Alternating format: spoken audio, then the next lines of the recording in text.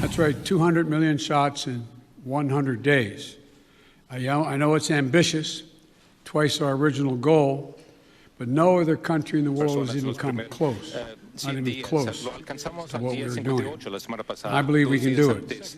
De lo planeado. Ahora estoy hablando de la segunda meta, o sea, al 70º día en mi cargo serían 200 millones de inyecciones, 200 millones de inyecciones en 100 días. Sabemos que se trata de algo ambicioso, 2 veces más la meta original. Ningún otro país en el mundo ha llegado ni siquiera cerca de esa meta que me propuse. Creo que podemos lograrla hoy.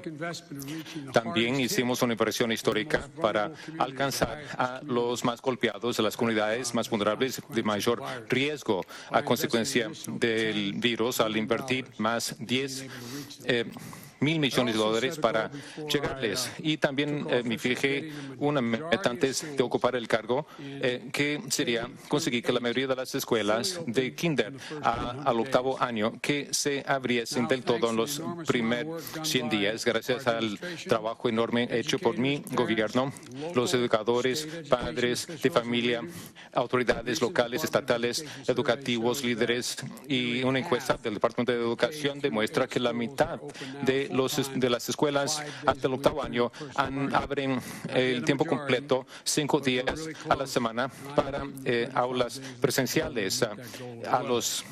Creo que en más 35 días habremos logrado ese objetivo.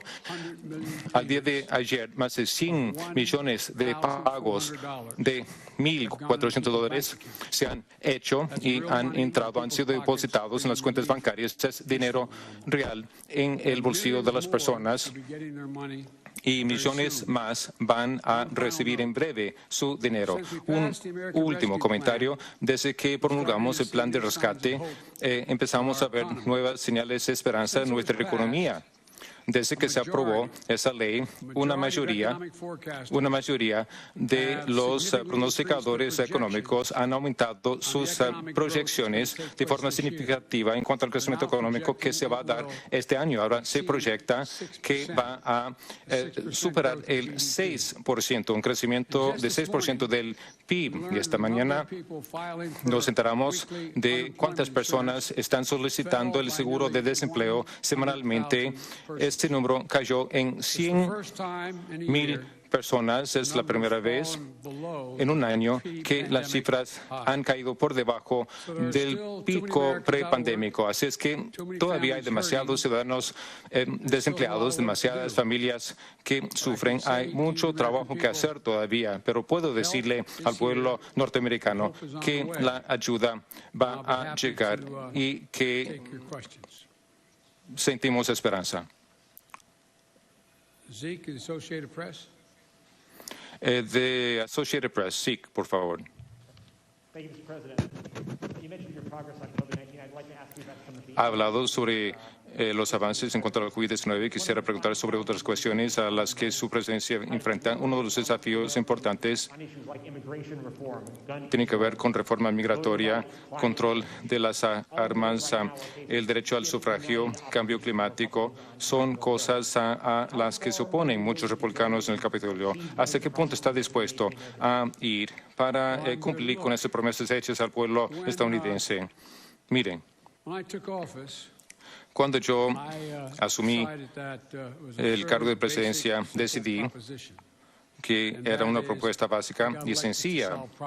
O sea, fui electo para resolver problemas, y el problema más urgente que el pueblo norteamericano enfrenta, como dije desde el principio, era la COVID-19 y el desplazamiento económico de millones de estadounidenses. Por eso me he concentrado desde el principio. Hay muchos problemas, pero yo me concentré principalmente en esos problemas concretos. Los demás problemas, la inmigración, armas y otras cosas que usted acaba de mencionar, son problemas de largo aliento, de largo plazo, que existen desde hace mucho tiempo. Y lo que vamos a poder hacer, si Dios quiere, es empezar a ocuparnos de esas cuestiones también, sea la cuestión migratoria, las armas o otros problemas a los que el país se enfrenta. Sin embargo, el problema fundamental es darle cierta tranquilidad y sosiego a las personas para que puedan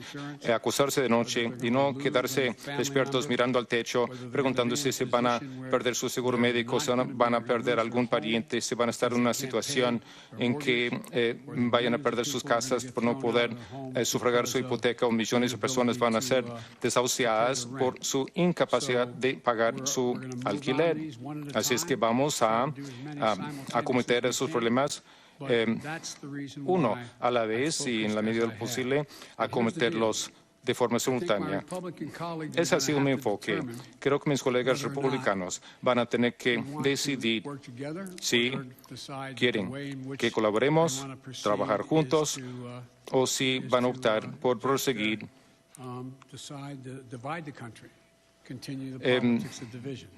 seguir adelante con la política de división, dividiendo el país. Yo no voy a hacer esto, voy a avanzar y tomar los problemas a la medida que podamos. Señor presidente, si usted no puede avanzar en estos desafíos, control de armas, cambio climático, migración, yo voy a tratar de avanzar en cada uno de los problemas, pero toca al pueblo norteamericano decidir. Yo pensé que muchos de ustedes pensaban que no había ninguna posibilidad de que yo lanzara y consiguiera la aprobación del plan que conseguí sin el apoyo republicano.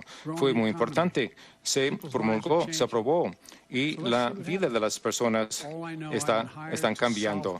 Veamos qué pasa.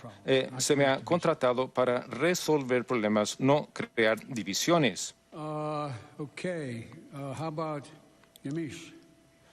Emil.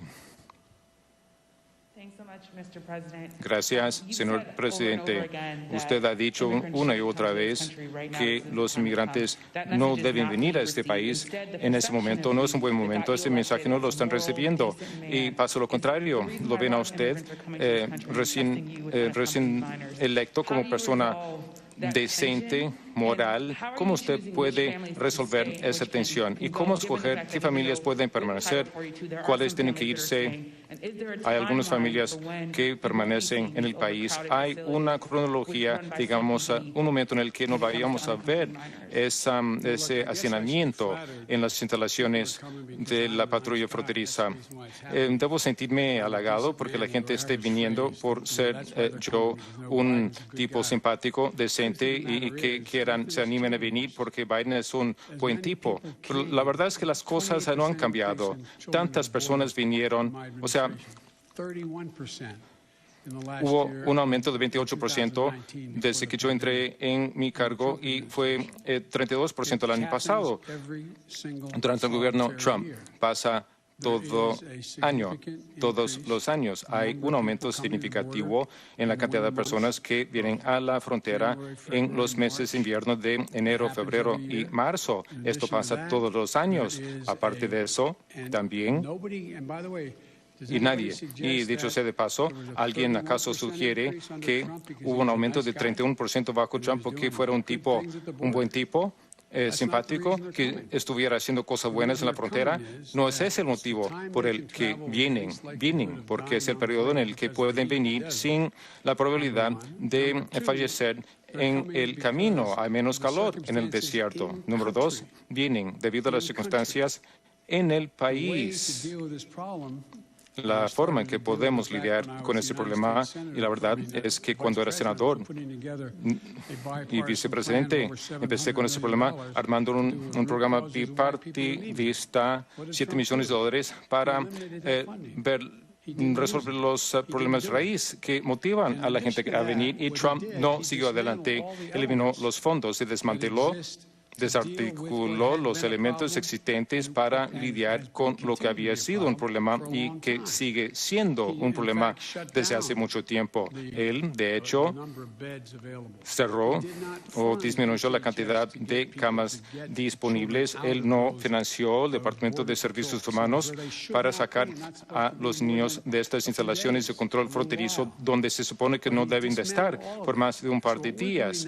y él desmanteló todo eso. Lo que estamos tratando de hacer ahora es reconstruir el sistema de forma que podamos acomodar lo que está pasando hoy. Y me encantaría pensar que es porque yo soy un buen tipo, pero no es ese el motivo. Pasa todos los años.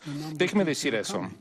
Vean la cantidad de personas que vienen, la gran mayoría, la abrumadora mayoría de las personas que vienen a la frontera, se les está enviando de regreso a sus países. Son miles, decenas de miles de personas mayores de 18 años de edad, solteros, que vienen como individuos, se les ha devuelto a sus países. También la gran mayoría de las familias que vienen las devolvemos. Estamos tratando de hacer gestiones con México para aumentar su disponibilidad para recibir de vuelta a esas familias. No atraviesan la frontera y los que sí atraviesan y los niños no acompañados, nosotros estamos tratando de recolocar lo que se desmanteló. De todos los niños que vienen, 70% tienen de 16 a 17 años de edad. No estamos hablando de niños arrancados de los brazos de sus madres. Es menos de 1,5% de los que están en esa categoría de muy tiernos, digamos. Estamos creando espacios para sacar de estas instalaciones el control fronterizo a esos niños. Ningún niño debe permanecer más de 72 horas en esos centros. Hoy, a manera de ejemplo, yo acudí al Departamento de Defensa y el secretario de Defensa acaba de poner a disposición Fort Bliss 5,000 camas.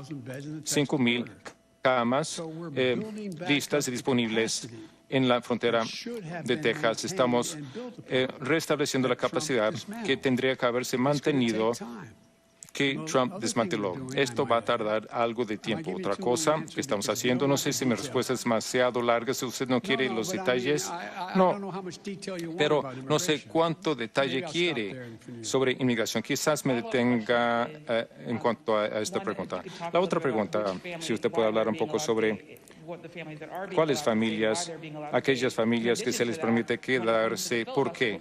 ¿Cuáles son los criterios? En cuanto al filibustero, la inmigración es un tema álgido importante en cuanto al filibustero, pero también los republicanos están promulgando proyectos de ley para colocar restricciones sobre el derecho al voto, porque esa regla de filibustero que por lo menos permite darle la vuelta a cuestiones como derechos de voto, inmigración y otras cuestiones.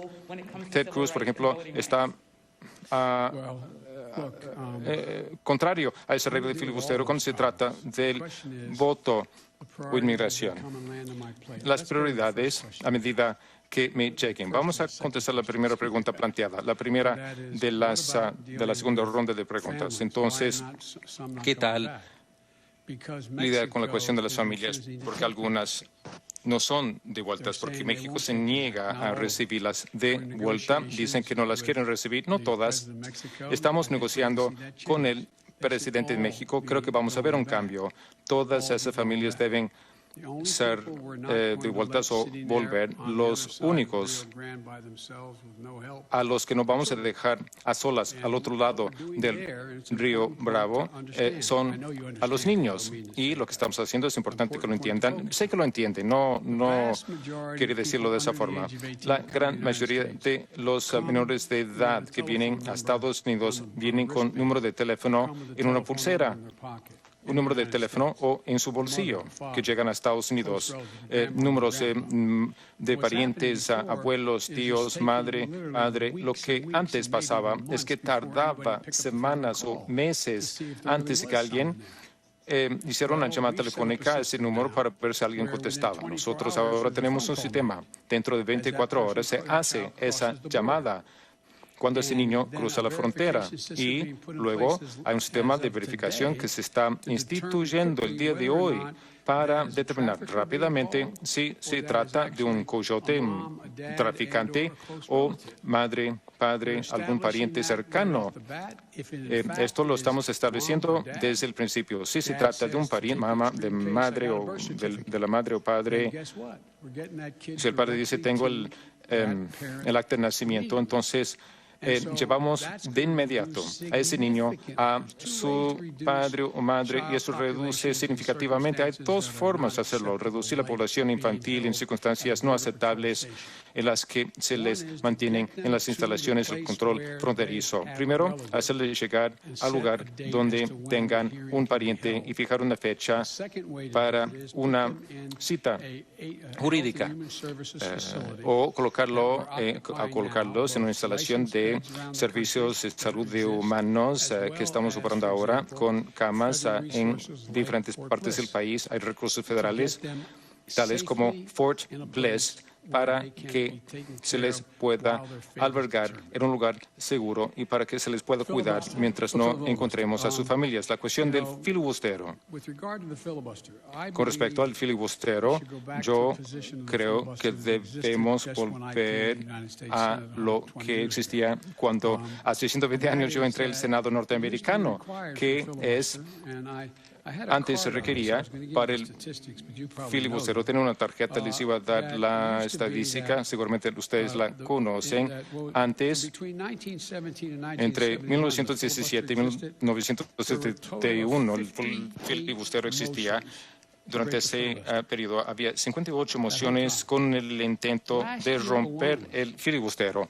En todo ese tiempo, el año pasado, nada más, hubo 5 veces más intentos de romper el filibustero. Así es que se está abusando de esa institución. Por ejemplo, antes era necesario quedarse ahí plantado, hablando hasta desplomarse. Y adivinen qué, las personas se cansaban de hablar y de caerse de cansancio y los filibusteros entonces se deshacían y conseguíamos el quórum para pasar a votación. Yo apoyo a que avancemos en ese sentido. Aparte de tener la mente abierta, de poder lidiar con ciertas cosas que son elementales, esenciales para la función de la democracia, como el derecho a votar, el derecho básico de votar. Eso es lo que pasa. Como hemos observado, yo soy una persona bastante práctica. Yo quiero lograr las cosas, quiero hacer las cosas de una forma consecuente con lo que hemos prometido al pueblo americano. Pero para poder lograrlo en un Senado dividido equitativamente entre 50 votos y 50 votos, tenemos que poder intervenir para romper este empate y necesito a la vicepresidenta de Estados Unidos para lograrlo.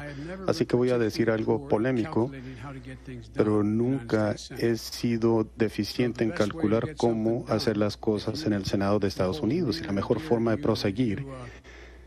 Si ustedes aprecian de la misma forma que yo el poder hacer las cosas, pero bueno, estamos preparados para un encuentro y si se requiere algún encuentro en contra de estas medidas de bloqueo legislativo, entonces tendremos que adecuarnos a las condiciones. Perdón. Señorita Kim. Gracias, señor presidente. Como seguimiento para el tema del filibuster, ¿está de acuerdo que se deben requerir 50 votos para cesar un filibuster en lugar de 51? Bueno, si pudiera hacerse con 50, no habría problema. Pero en el reglamento actual es difícil lograr suficiente consenso para cambiar la regla para que tan solo 50 votos puedan abatir una acción de filibuster. Nuestra preocupación con este mecanismo legislativo es legítimo, pero entre tanto tenemos muchos otros temas de los que debemos hablar. Pues bien, Cecilia I'd like to circle back to immigration, please. Quiero volver al tema de inmigración. Usted enumeró los motivos por los que estas personas vienen, que enfrentan problemas en sus países que ocurren todos los años.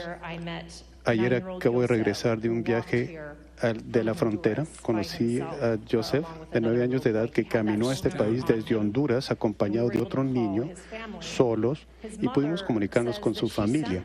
Su madre dice que envió a su hijo a este país porque ella cree que usted no está deportando a menores no acompañados como su hijo. Es por eso que lo envió a este país por sí solo.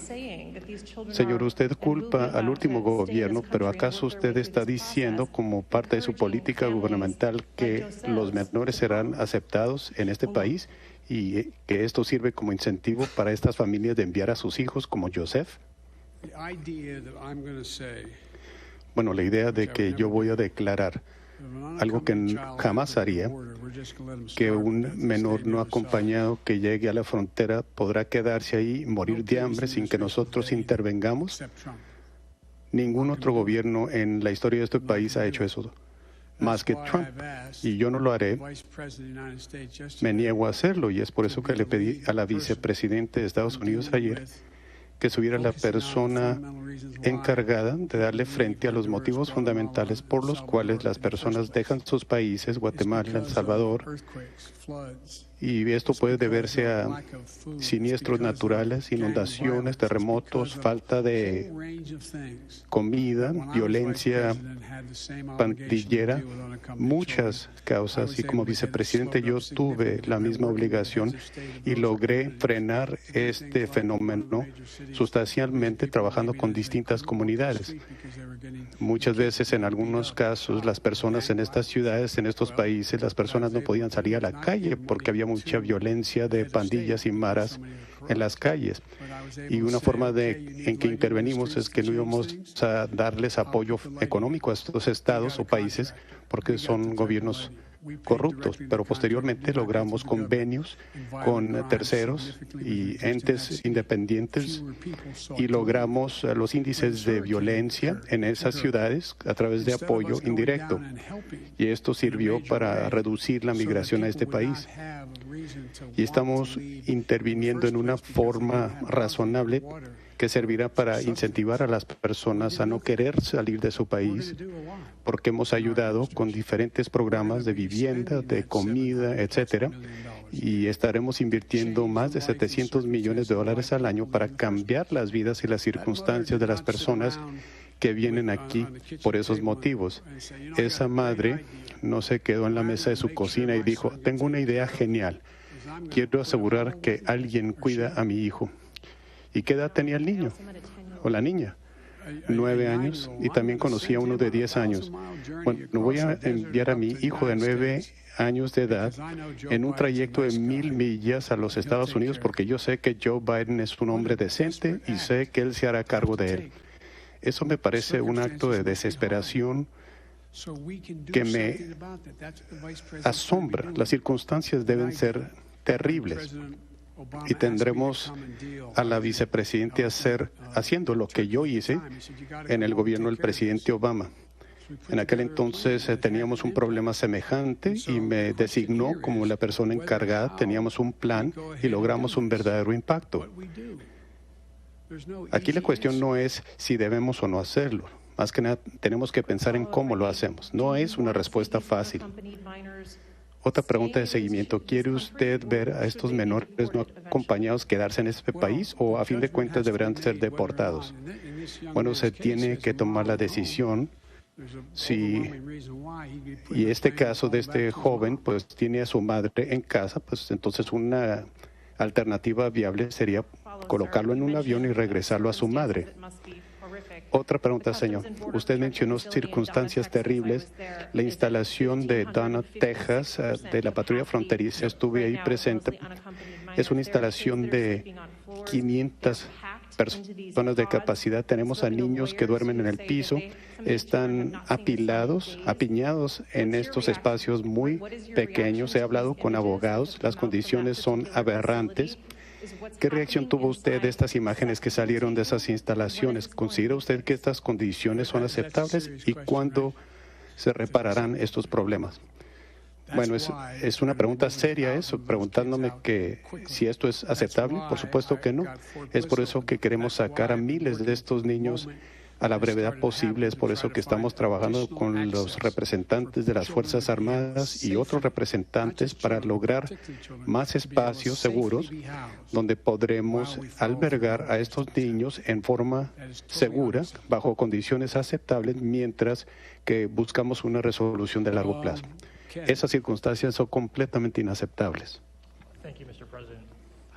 Ken, gracias, señor presidente. Quería preguntarle por el tema de Afganistán.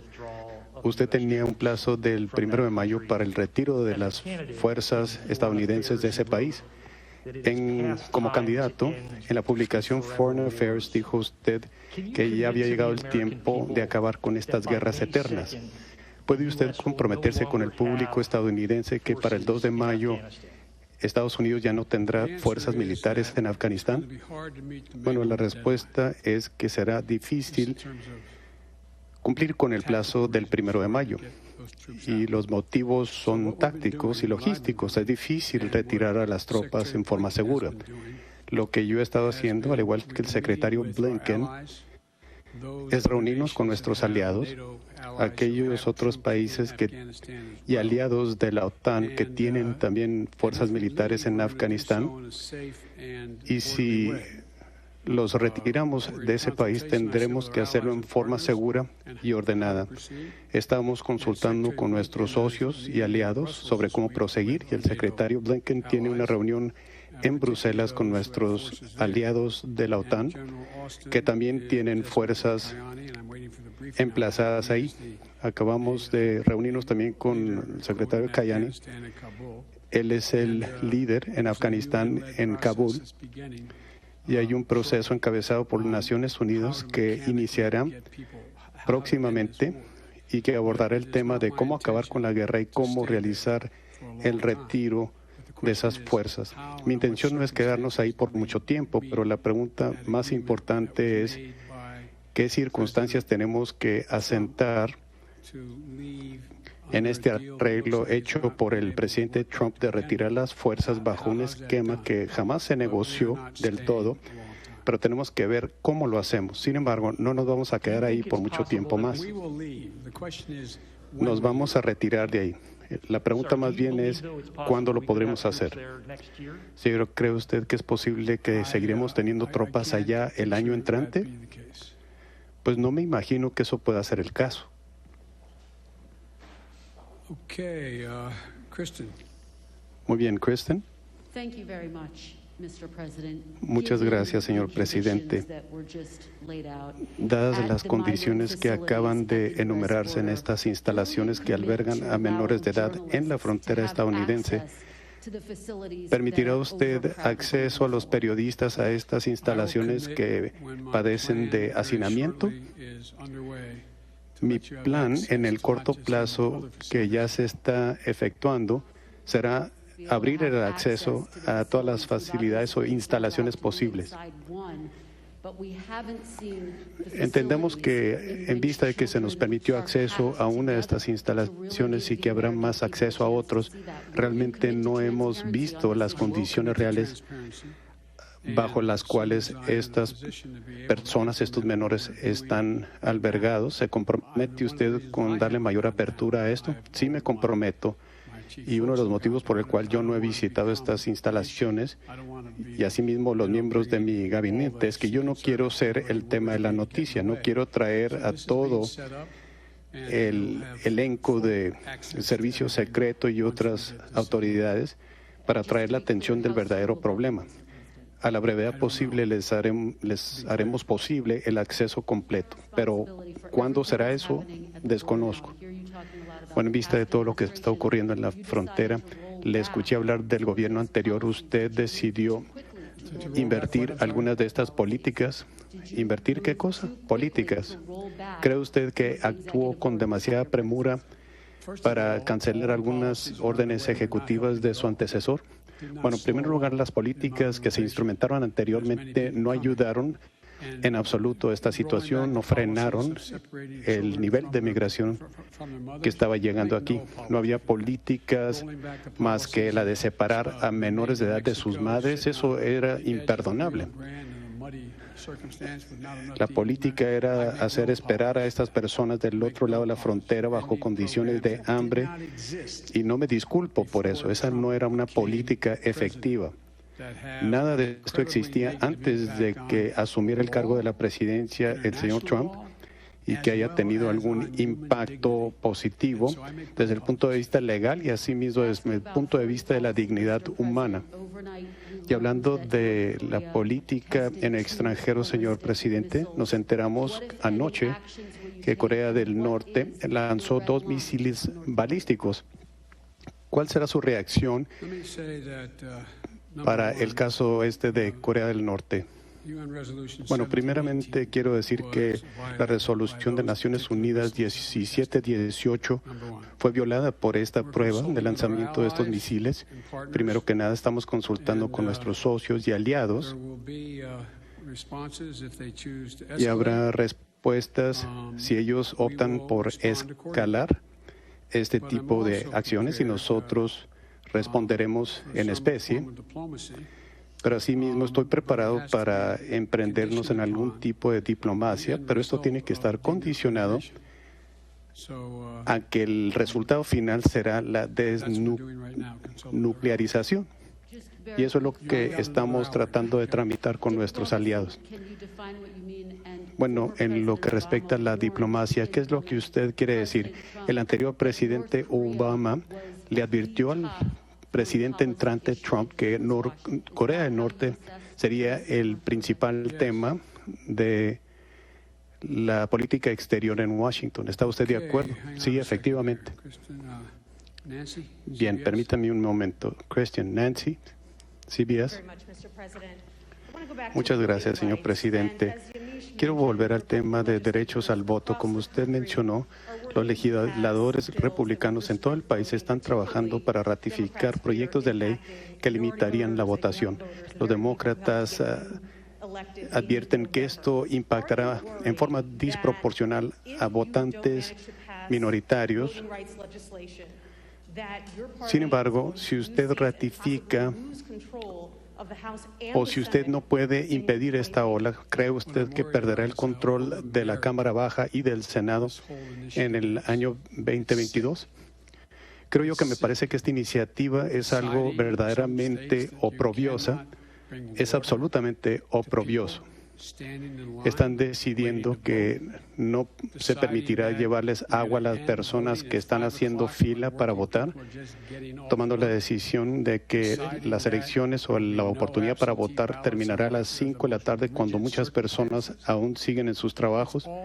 Al decidir limitar la votación en todas estas formas, creo yo que me parece una acción oprobiosa, y voy a dedicar mi tiempo a varias medidas. Primeramente, intentando ratificar legislación aprobada por la Cámara Baja. Segundo, tenemos que educar al pueblo estadounidense. Los republicanos que yo conozco, los votantes republicanos que yo conozco, consideran que estas acciones son deplorables. Estamos hablando de personas que viven fuera de la Casa Blanca y no son legisladores. Estamos hablando de votantes republicanos. Y estoy seguro que vamos a poder bloquear esto, porque es algo que hace que Jim Crow, el símbolo emblemático del racismo en el sur, se convierta en otro símbolo emblemático para la actualidad. Y voy a hacer todo lo posible para impedir que esto se haga una realidad.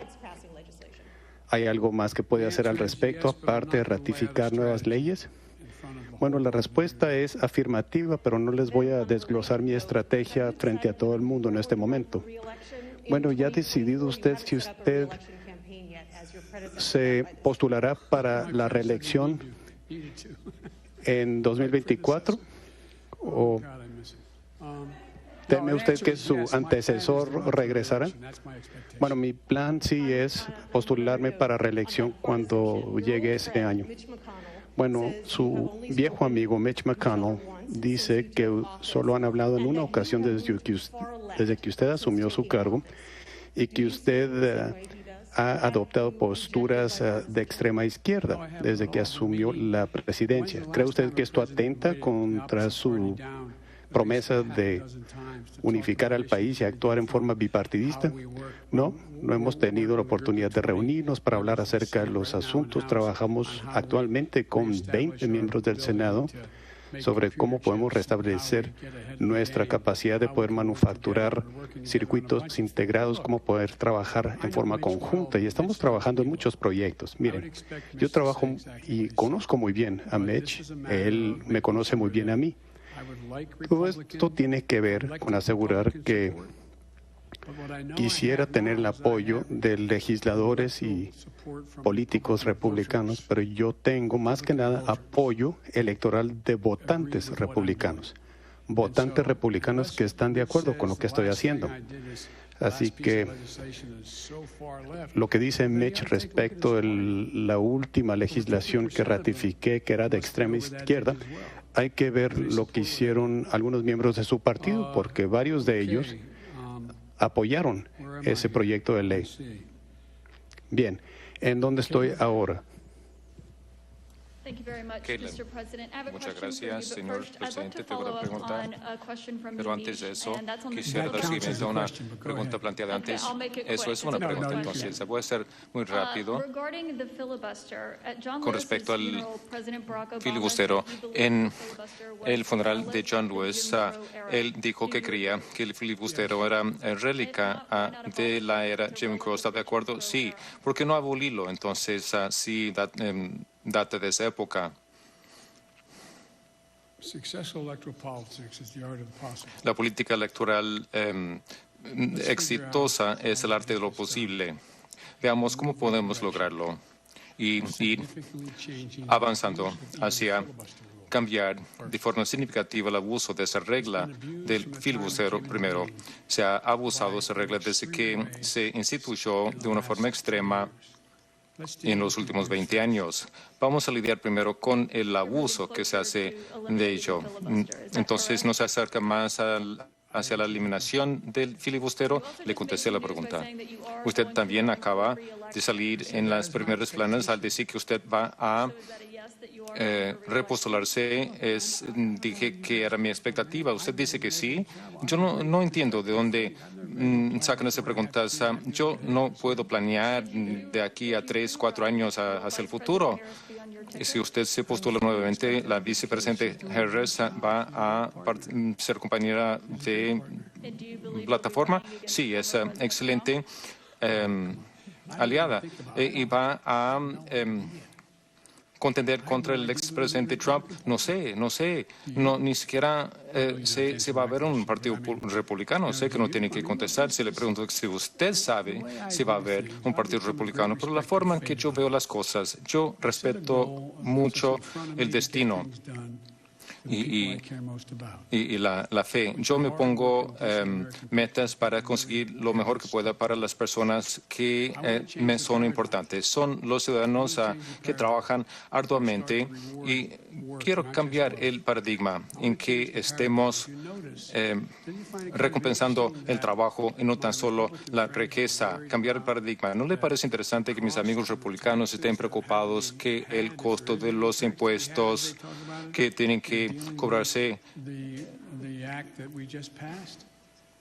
para pagar la ley que acabamos de promulgar, que coloca dinero en los bolsillos de la gente común y corriente, que se quejen cuando ellos aprobaron un recorte impositivo de casi 3 billones de dólares? 80% de ese dinero va para el 1% más alto de los más ricos. Entonces es curioso que de repente estén preocupados tanto por el presupuesto federal. Es increíble. El presupuesto federal está ahorrando, salvándole la vida a las personas. Si no les parece una buena idea, 90 de las empresas que figuran en la lista de Fortune 500 no pagan un centavo de impuestos. El recortar los impuestos al punto en que las personas que ganan, si es hombre, marido, profesor, policía, uno paga una tasa de impuestos más alta que quien gana $1,000 millones al año. Hay algo que no anda bien con esto, que estén de repente preocupados con el presupuesto. Lo dije cuando recién me postulé. Me postulé por 3 motivos.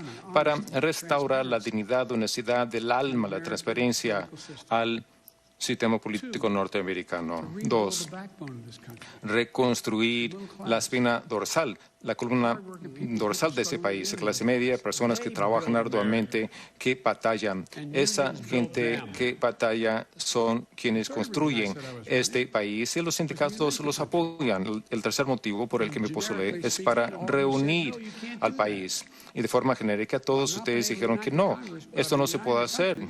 No he conseguido unir al Congreso, pero de acuerdo a las encuestas estoy consiguiendo unir al país. Tenemos que reunirnos. Entonces, desde mi óptica,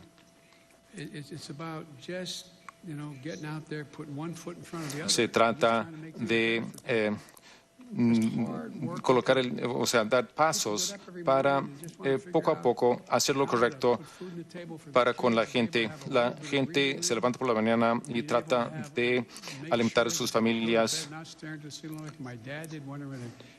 acostarse de noche sin preocuparse por lo que no tiene el seguro médico, por ejemplo, como le pasó a mi papá, que siempre estaba preocupado por si su esposa se enfermara o él se enfermara sin seguro médico. Son cosas básicas. A mi juicio, la gran mayoría de la gente, inclusive republicanos, de forma general, comparten esa misma visión, esa misma sensación de lo correcto.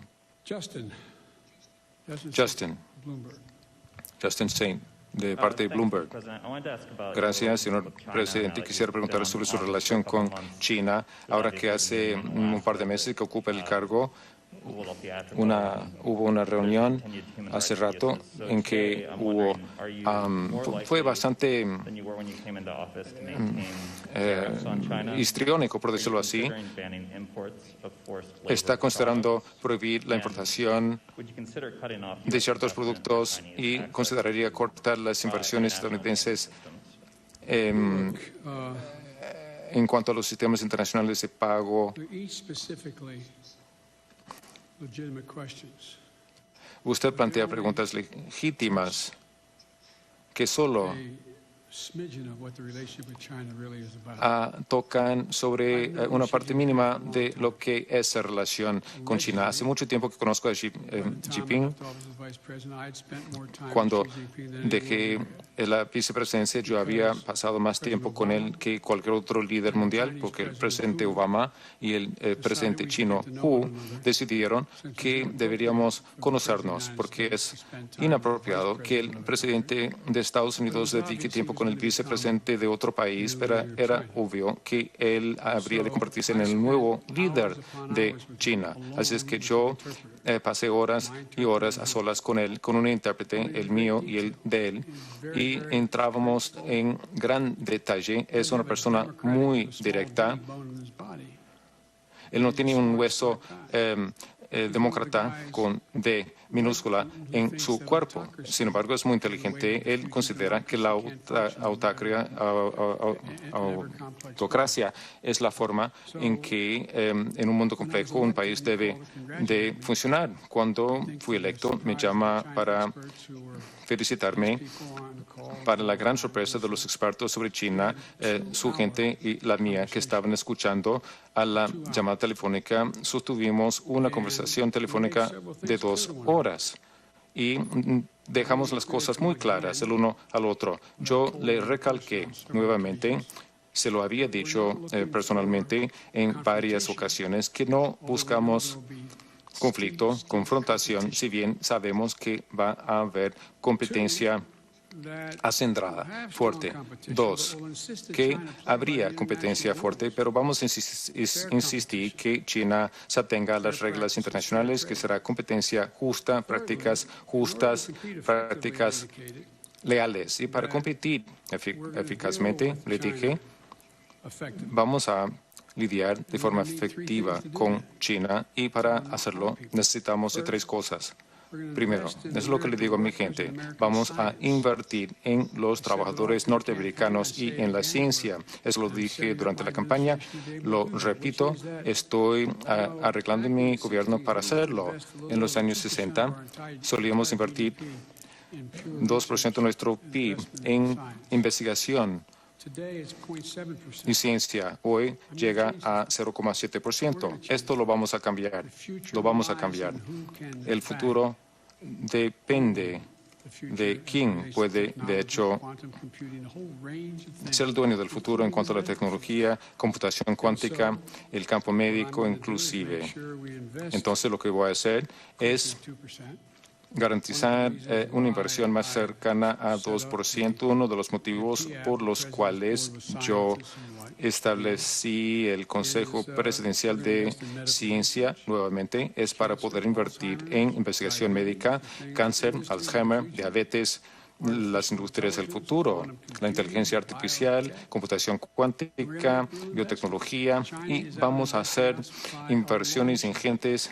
China invierte muchísimo más que nosotros porque su plan es hacerse dueño de ese futuro.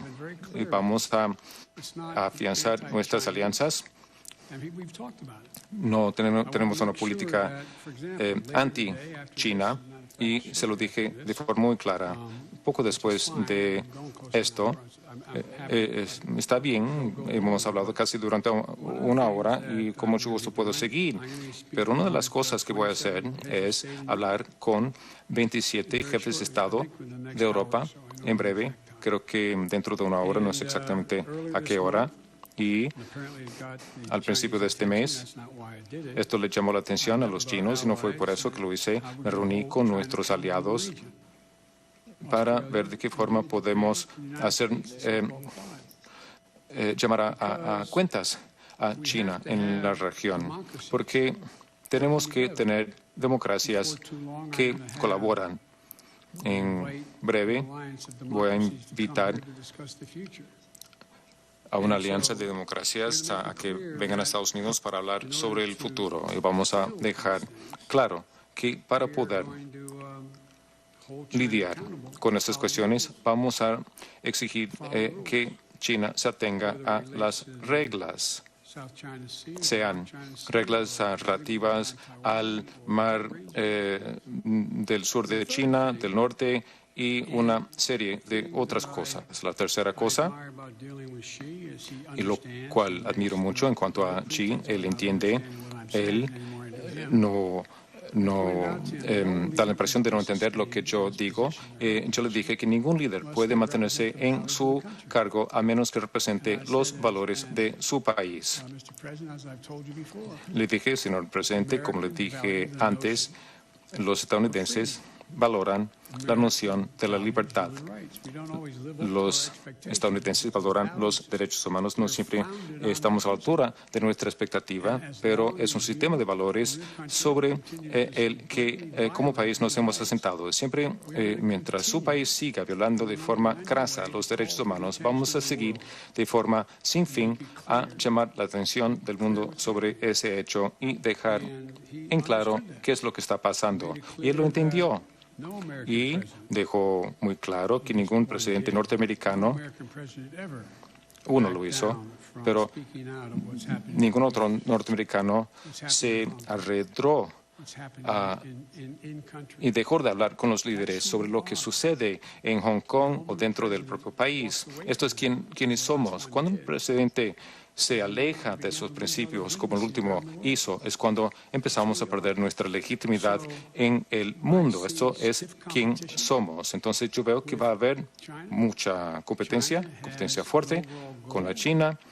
La China tiene sus objetivos y no se lo critico. Quiere pasar a ser el país más rico, líder del mundo, el más potente en el mundo. Esto no va a suceder durante mi presencia, porque Estados Unidos va a seguir creciendo, expandiéndose. Nada más para darle seguimiento a esta reunión de democracias, es ahí donde usted querrá consolidar algún tipo de convenio multilateral para imponer sanciones. No, la idea es simplemente compaginar con los líderes democráticos. Mira, yo te planteo que tus hijos y tus nietos estarán haciendo su tesis doctoral sobre el tema de quién logró el éxito, la autocracia o la democracia, porque eso es lo que está en juego, no solo con China. Fíjense en todo el mundo. Estamos cursando la cuarta revolución industrial que tiene importancia enorme.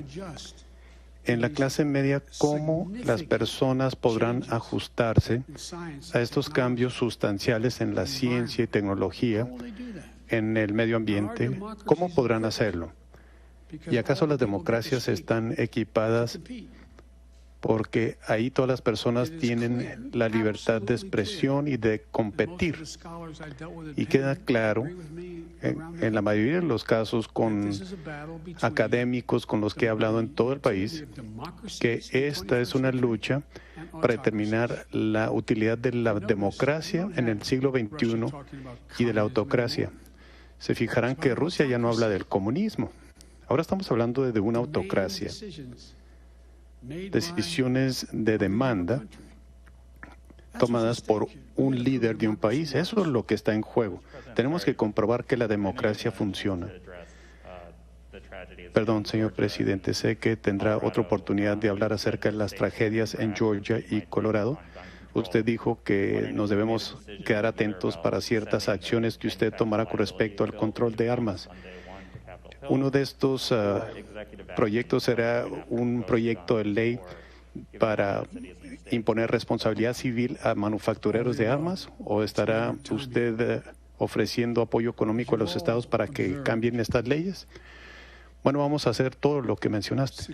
Como ustedes ya observaron, otros presidentes exitosos, mejores que yo, lograron su éxito porque supieron cómo tomar acciones y cómo decidir prioridades respecto de lo que debe hacerse en el momento más oportuno. Este viernes estaré anunciando en Pittsburgh que tenemos la intención de reconstruir la infraestructura física y tecnológica de este país. Todo para fines de posicionarnos en una mejor situación para poder competir y atraer números sustanciales de empleos con buenos salarios. Necesitamos nuevos empleos con buenos salarios y muchos de ustedes tienen edad suficiente, que eso anteriormente era una iniciativa republicana. Y sigo creyendo yo que la gran mayoría del pueblo estadounidense no está satisfecho con el hecho de que estamos clasificados en el lugar número 85 en materia de calidad de infraestructura a nivel mundial. Francamente, el futuro yace en los mejores aeropuertos que se acomodan mejor con las necesidades de los viajeros, infraestructura de ese tipo. Muchas veces ustedes como periodistas, cuando tratan con gobernadores y alcaldes que están queriendo atraer más negocio y manufactura a sus respectivas ciudades, ¿cuál es la primera pregunta que se plantea? ¿En qué condiciones está su aeropuerto? ¿Qué infraestructura ferroviaria tienen? ¿Hay agua suficiente para suministrar nuestras necesidades?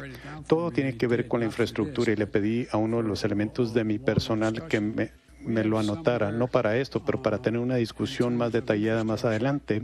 En algún punto, en lo referente a la infraestructura, nos califican en lugar número 13 en infraestructura. China invierte 3 veces más en infraestructura que lo que invertimos aquí. En puentes, más de un tercio de nuestros puentes, más de 231,000, necesitan reparaciones. Algunos están en condiciones inseguras. 1 de cada 5 millas de nuestras autopistas están en condición deficiente. Estamos hablando de 186,000 millas. En aviación, el 20% de todos los vuelos no llegaron a tiempo, lo cual resultó en 1.5 millones de horas perdidas para la producción. entre 6 y 10 millones de hogares en Estados Unidos aún tienen tuberías de plomo que suministran su agua potable. Tenemos más de 100,000 pozos que no están cerrados y están derramando metano. ¿Qué estamos haciendo?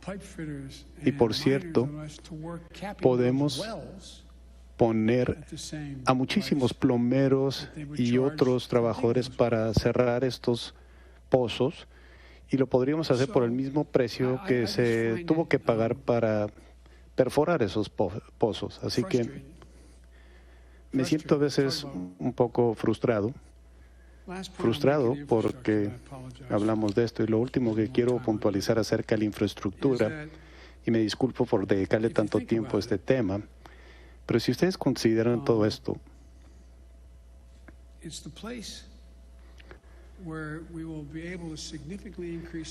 el lugar donde podremos incrementar la productividad estadounidense en forma sustancial al mismo tiempo que brindamos buenos empleos para las personas, pero no podemos volver a lo que éramos antes. Tenemos que construir entornos, pero que tienen que ser distintos a los anteriores porque ya provocaron mucho daño medioambiental. Ahora tenemos que construir todas las edificaciones 3 pies más alto porque a raíz del cambio climático hay más inundaciones. Hay muchísimo que tenemos que hacer. Vean nada más las escuelas de Estados Unidos. La mayoría de ustedes viven en el área de Washington y no sé de dónde provienen, pero en sus ciudades natales, ¿cuántas escuelas existen en las que el agua potable no es aceptable? ¿En cuántas instalaciones aún hay asbestos? ¿Cuántas escuelas en Estados Unidos a las que asisten nuestros hijos tienen ventilación deficiente?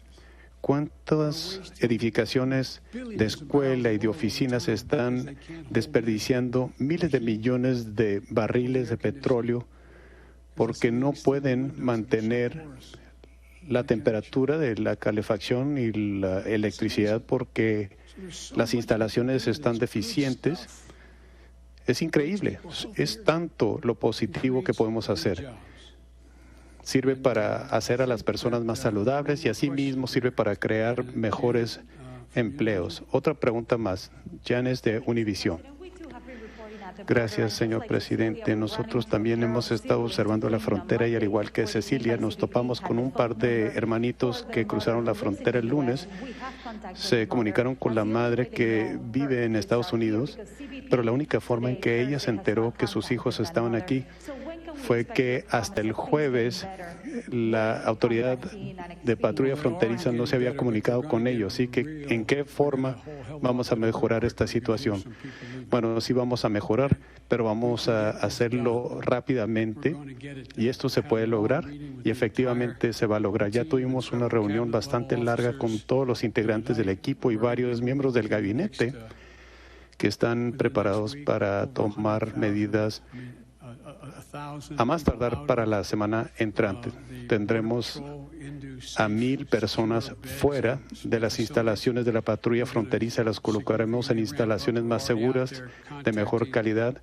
Estamos agilizando las actividades y contactando a todas las personas correspondientes, muchos empleados del Departamento de Salud y Servicios Humanos que nos han apoyado mucho con las comunicaciones y el contacto con los parientes. Y asimismo estamos expandiendo el personal para lograr esto. Pero admiro mucho el hecho de que tú estuviste ahí y que participaste con esas llamadas. Esto es un problema real. Lo siguiente que tiene que suceder es lograr la debida certidumbre que estamos hablando realmente del padre o de la madre del menor. Y asimismo tienen que asegurar y verificar esto así como se verifica una transacción comercial donde se te comunica por texto si realmente eres tú quien hizo esta transacción. cuando se trata de la verificación de actas de nacimiento, este es un proceso que tarda un poco más. Se hará todo lo posible en la forma más humana, segura y más rápida posible.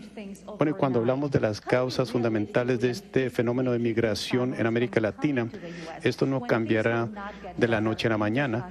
¿Cómo podrá usted cambiar la situación para estos menores que llegan aquí si las causas no podrán cambiar en el corto plazo?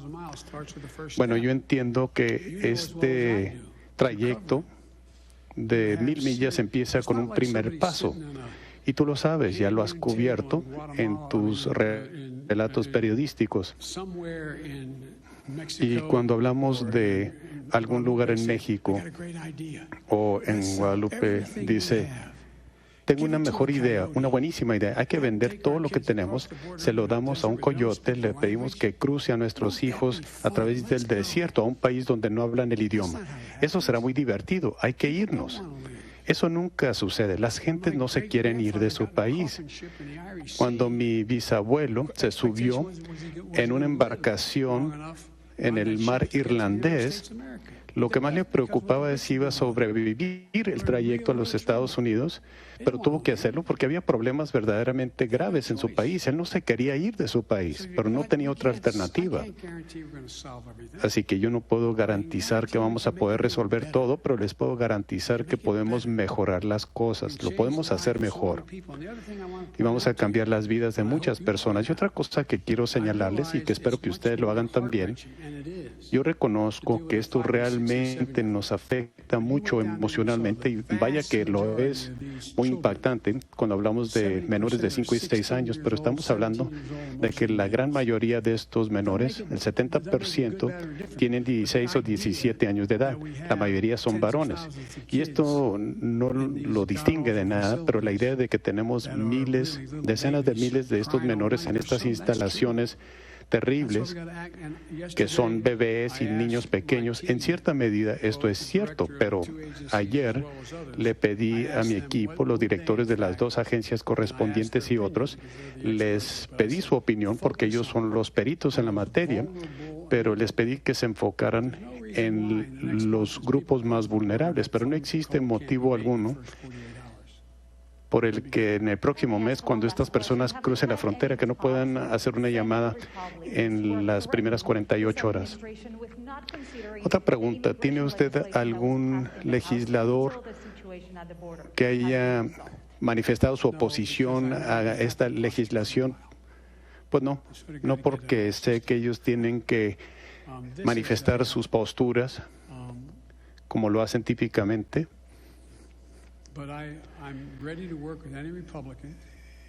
Pero yo estoy más que listo para trabajar con cualquier republicano que quiere ayudar a resolver el problema y ayudar a mejorar la situación. Damas y caballeros.